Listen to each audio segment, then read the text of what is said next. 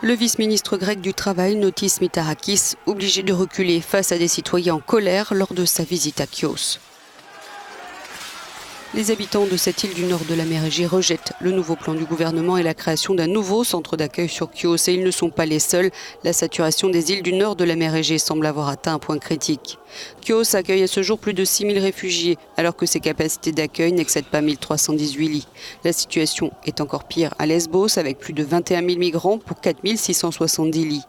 À Samos, environ 7600 migrants sont accueillis, alors que l'île ne peut officiellement en recevoir que 948.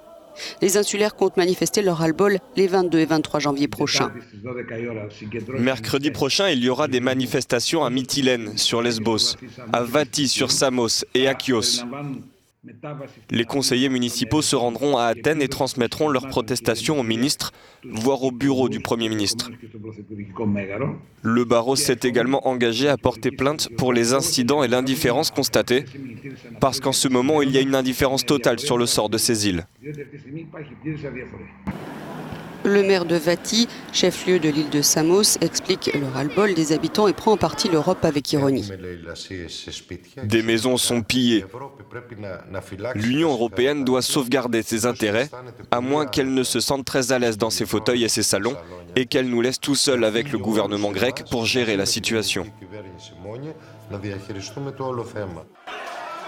Pour l'heure, le vice-ministre du Travail et député de l'île de Chios, Notis Mitarakis, a expliqué que le gouvernement grec s'engageait à réduire la taille du futur centre d'accueil fermé de Chios, une annonce qui se veut apaisante.